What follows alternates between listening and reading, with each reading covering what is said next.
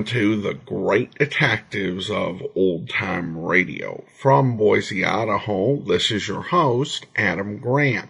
If you have a comment, email it to me, box13@greatdetectives.net. Follow us on Twitter at Radio Detectives and become one of our friends on Facebook. Facebook.com/Radio Detectives. If you've not already, I do encourage you to check out my ebooks, All I Needed to Know I Learned from Columbo, and the sequel, All I Needed to Know I Learned from Dragnet. Each book examines the careers and histories of 7 great fictional detectives and policemen, as well as life lessons that can be learned from them. Detectives we look at include Boston Blackie, Columbo, Monk, and many more. You can also get them as audiobooks through audible.com or the iTunes store. Well, now it's time for today's episode of It's a Crime, Mr. Collins. The original air date is June the 24th, 1957, and this is Ghost in the Sea Blue Dress.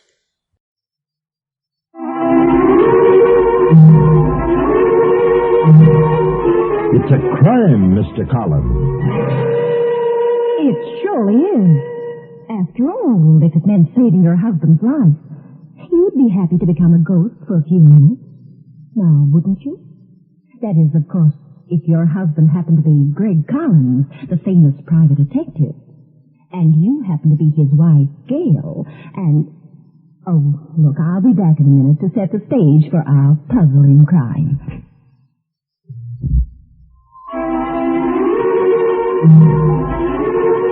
It's a crime, Mr. Collins.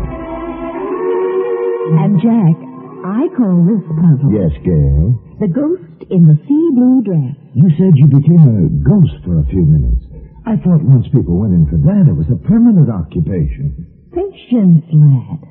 You see, we were in Greg's office in San Francisco, our headquarters. Greg had some very fascinating clients, but the gentleman he was expecting that day was strange indeed. Greg was telling me about him. You've seen him on the stage, Gail, remember? The great Mondiza, the magician. You mean the one who swings way out over the audience on a trapeze, with handcuffs and chains on, and then comes down in 60 seconds free? Yeah, that's the man. He's supposed to be one of the best in the business. He's a fellow who was buried alive in a special tomb, sealed with wax, and... here he is now. Come in. Wow. This doesn't look like the great Mondiza to me. More like Marilyn Monroe. Yes, young lady? What can I do for you? You're Mr. Collins? Yes. In a few minutes, a man will come here. What man? Is anything wrong? Do you feel sick? Can I help you? The man will come here, and he will... Go on. What'll he do? He will die. Greg. How do you know he'll die? Because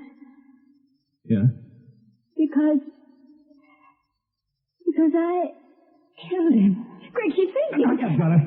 All right, Gail. Move that chair over here, will you? Here. Who is she, Greg? What is this? Did you hear what she said? Use a little of your first aid training. See if you can bring it to. Do you think maybe she's been drugged? I don't know. Come on, carry her into the other room. And get the magazines off that couch. Okay. Put her down.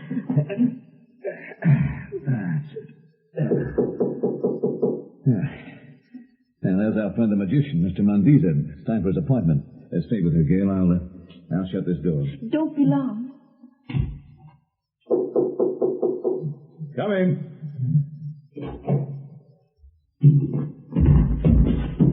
Mr. Mondiza.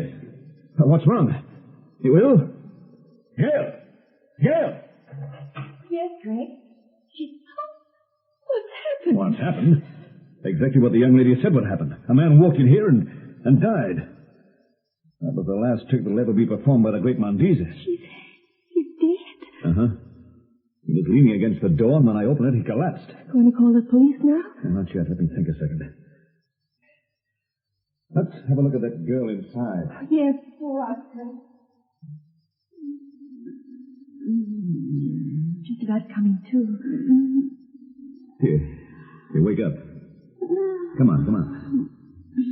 Yeah, that's it. Here, I'll help you sit up. Get some brandy for a Gail. Okay. I could use a little myself. Sorry, I felt so weak. What's your name, man? Sheila Graham. You're Mr. Mundy's secretary? That's right. Oh, why did you come here, Miss Green? My mind is so... I'm so mixed up. I can't seem to think straight. Mr. Mundy's has been here, too. He has? But he couldn't. I thought he was... Dead? You're right. He's in the next room. He came here to talk to me, and he had a box of pills in his hand. Vitamin pills. He always takes them at this time. Yeah? I poisoned those pills. I think I told you when I came in. I killed him. I killed him, I tell you. Easy now, easy. Now, why did you do it? When? How? Well, I can't remember. Something's wrong with me. I can't remember anything. The thoughts keep going around in my head. He sent me to see Donaldo. The spiritualist? Yes. He was going to expose him as a fake. Greg, why don't you let her rest a while? Yeah, we're not doing too well with her in this state. Now, lie back, Miss Graham. That's it. Now, just calm down. I killed him. I murdered Mandisa. I came to confess. I don't understand it, Greg. She seems to be under the influence of a drug or something. I think I got it figured, Gail. Just come outside. Let her rest. That's it. She said Mondisa sent her to see Donaldo, the spiritualist. Mondisa was planning an exposure of Donaldo. He must have sent the girl over to see what she could find out. Where does that lead us? I keep wondering why anyone would actually walk into a detective's office and admit to committing murder. Well, it happened. How do you explain it? Gail, did you ever hear of post-hypnotic suggestion? No. It's a very weird, amazing trick. When you get hypnotized, the person who was hypnotized, it can order you to do something hours later. Anytime after you've been released from the spell. Then will the person who was hypnotized really do it? Sure. For instance, you could be told while still in a hypnotic state that tomorrow at 5 you're to stand on your head. Sure enough, the next day at 5 you'll try to stand on your head. Just like that, all of a sudden. You wouldn't know why the devil you wanted to either. I'm beginning to see what you mean, Greg. You think Donaldo killed Mondisa. Then by using this post-hypnotic suggestion, he hypnotized Miss Graham. Told her to come here and confess. Well, that's a theory, anyway. Well, now we'll call the police, huh? No, not yet. That girl's on the spot. We've got to find out more. You take Miss Graham, check into the Berkeley Carlton Hotel. Use 2 other names and stay there with her. Right. Don't let her go out. Don't answer the phone. Just sit there till you hear from me. Where are you going? To see Donaldo. I just remembered. I have an Uncle Ephraim who died about 5 years ago. Fine old chap. I'd like to speak to him. Maybe Donaldo can arrange it. Dear old Uncle Ephraim. Keep your ears pinned, friends. We'll be back in a minute with more of the story. I took Sheila Graham and I booked us in at the Berkeley Carlton under assumed names. Meantime, Greg went to Donaldo's office. It wasn't an office, really. It was a production. It was a brownstone mansion with all the equipment you'd expect. Death masks on the walls, exotic oriental luck pieces on the tables, Hindu symbols painted on the ceiling. Donaldo fitted the setting. He was very much the ham actor portraying the mystic. He took Greg into his consultation room. Now, Mr. My name is Harvey, Mr. Donaldo. Mr. Harvey, you would like to speak to someone on the other side? Yes, Mr. Donaldo, my Uncle Ephraim. Were you very close to him? Very. He and I were inseparable. He was like a second father to me. Good. You see, the better the relation between two personalities on the lower or earthly sphere, the easier it is to establish contact when one of the personalities has gone beyond. The spirit of your uncle will be very cooperative. Well, are you really sure I can talk to him? Of course, Mr. Harvey. I will act as shall we say, the bridge between the two of you. How much? Oh, say, $50? All right, it seems high, but I guess it's worth it. Thank you. Now we shall proceed. Bob? Yes, Mr. Donaldo. Bob, we will have a seance now. Yes, Mr. Donaldo. I'll see that you're not disturbed. I'll close the curtains. Mr. Harvey, in order to speak to your uncle, you must be on the same plane of consciousness that he is. You must relax mentally. Your mind must submerge into a semi-conscious state. So, if you'll sit back in the chair, rest your head way back on the neck rest. Ah, that is fine. First, I shall turn on this light. Focus it on your eyes. It is rather bright, but you will become used to it. So, now, if you will relax, if you will imagine that every muscle, every nerve has been tense, but now it will relax.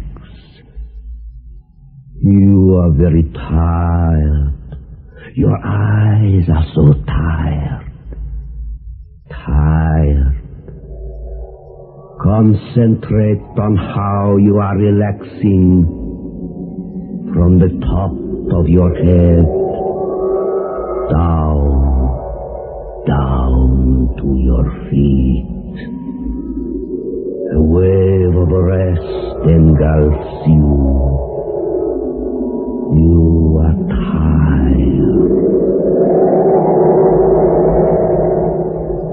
Mr. Harvey, speak to me. Speak to me. How is he? Did you hypnotize him? We shall see. Mr. Harvey, speak to me. I don't want to speak. Just rest. Just rest. Good. Now, the microphone, Bob. Go ahead. It's outside. Hurry. Okay, boss.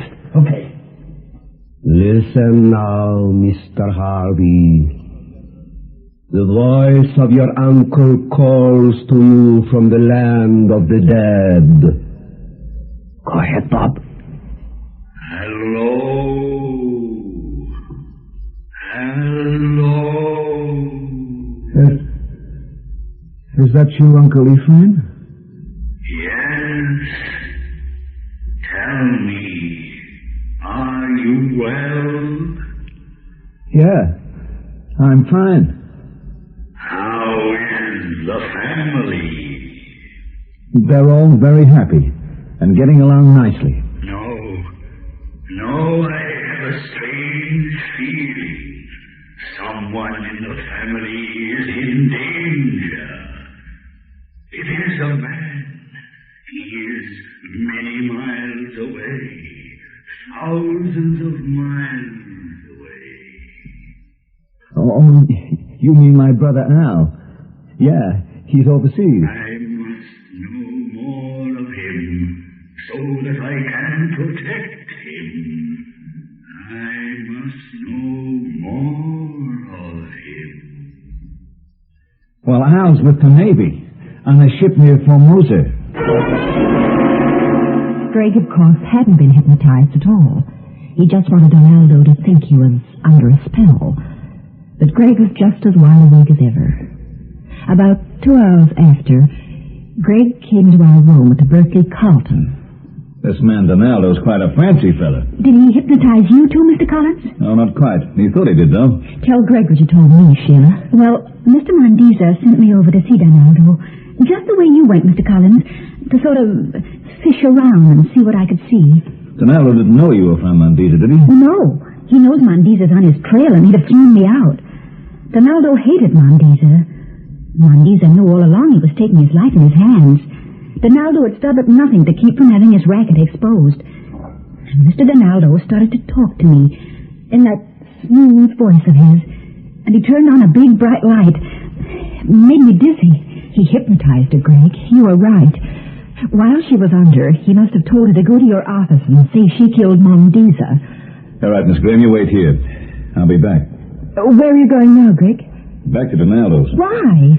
Well, we got to get something definite on him. We won't get us sitting here talking. I see. Well, Miss Graham, you wait here. We'll be back. We will? I let you go alone last time, Greg. That was only because Sheila was so sick.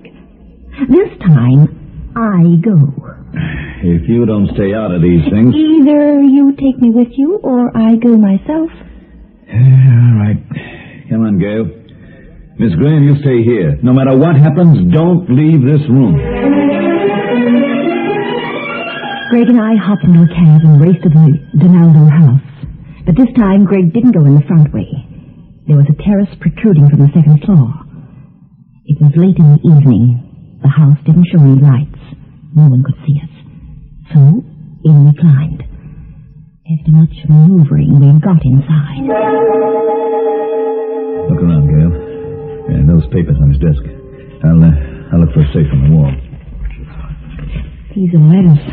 Look like fan to Donaldo. Nothing much like, Bill. Nothing over here. Might be something in the other room. I'll sneak inside. You keep looking around here. Go through those drawers on that desk. All right. You be careful, Greg. I will.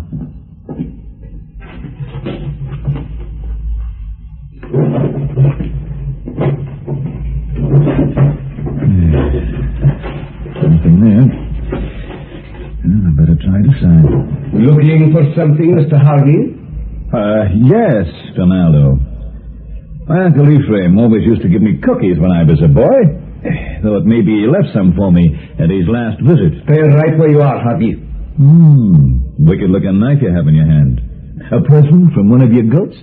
I used to do a knife-throwing act, Mr. Harvey, so I wouldn't advise you to start anything. Don't move. Keep your hands outside of your pockets. Bob? Yes, Mr. Donaldo, I was just... Oh, we got a visitor. You again, huh? You must have liked talking to the spirits. Bob, Mr. Harvey has the same unpleasant hobby that Mondiza had. He likes to stick his nose in here where he isn't wanted. I think we can cure him of that, Bob? Yeah. I got the cure in my pocket, with 6 bullets in it. You weren't hypnotized the last time, I presume, Mr. Harvey. No, I wasn't. Your technique needs brushing up. See, Bart? I told you you'd never do it right. You ain't never hypnotized nobody yet. You better read some more of those fancy books. The great Donaldo. First time in months he tried the old hypnosis gag, and it still don't work. Shut up! Who sent you here, Harvey? What's your racket? And you can leave out the jokes because I want the right answer this time. I want the right answer, or I'm going to start playing games with this knife. The right answer, Donaldo, is that you're working one of the most amazing twists on the espionage record anyone could possibly imagine. Am I? Yeah. You invite people to a spiritualist seance. Thousands of people believe in your kind of gimmick. Probably lots of people who have relatives in the services. Maybe even people who work in vital jobs at rocket launching bases, atomic centers. The point is, they're people who have valuable information. Let's shut him up now. Wait, Bob. I want to see exactly what Harvey knows. I'm afraid Harvey knows practically everything, pal.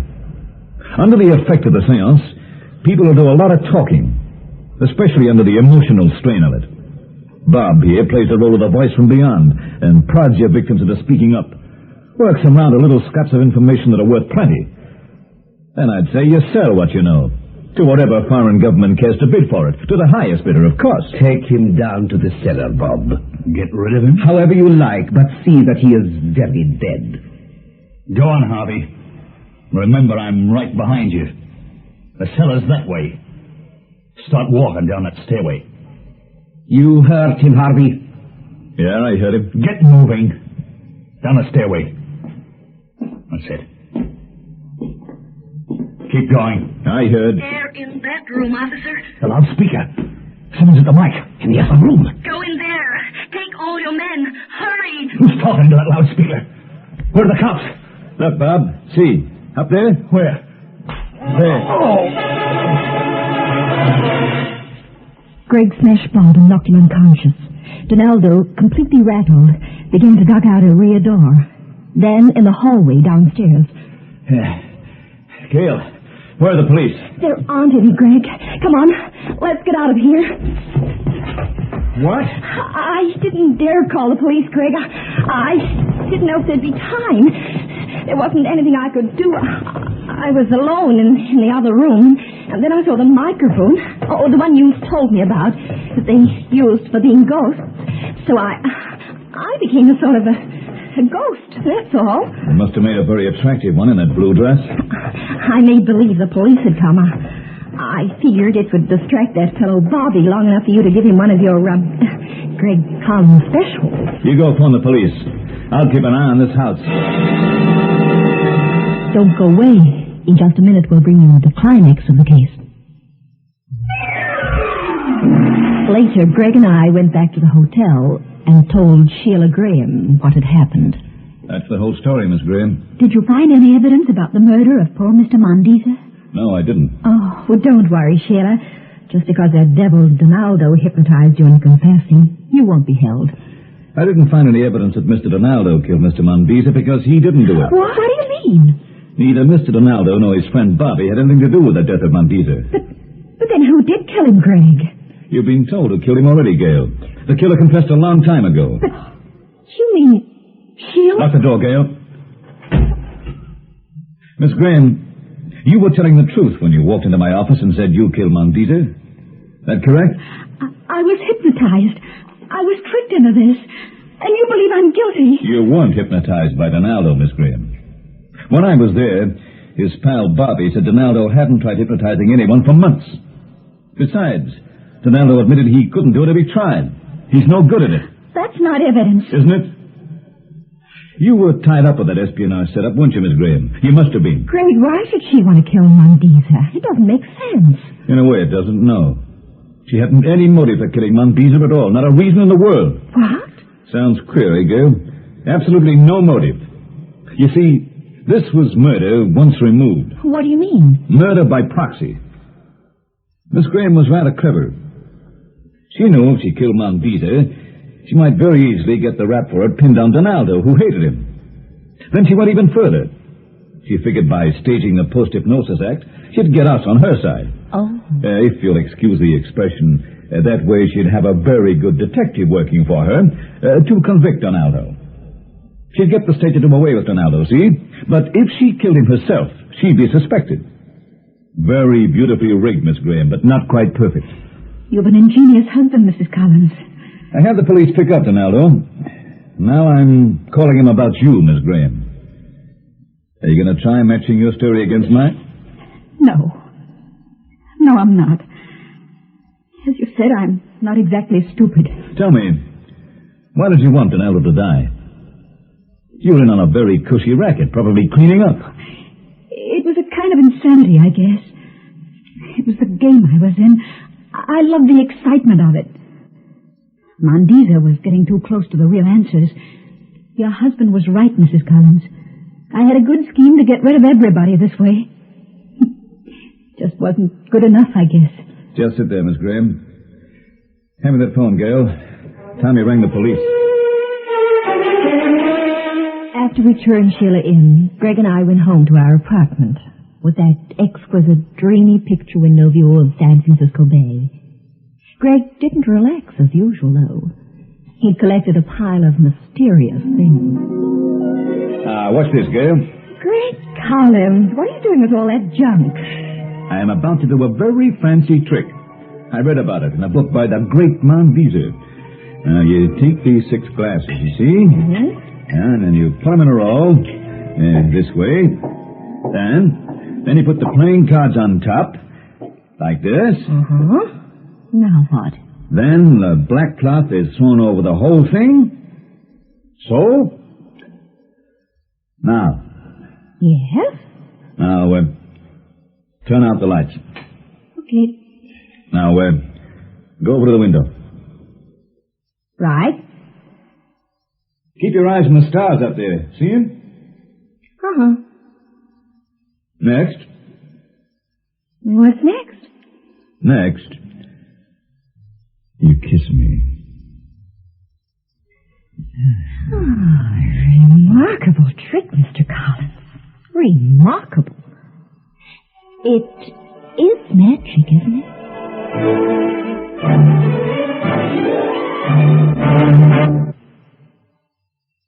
Don't go away. In just a moment, we'll be back with you. Well, folks, we hope you enjoyed our story. Be sure to visit us again next time for another puzzle in murder. For where there is crime and romance, there you'll find Mr. And Mrs. Collins.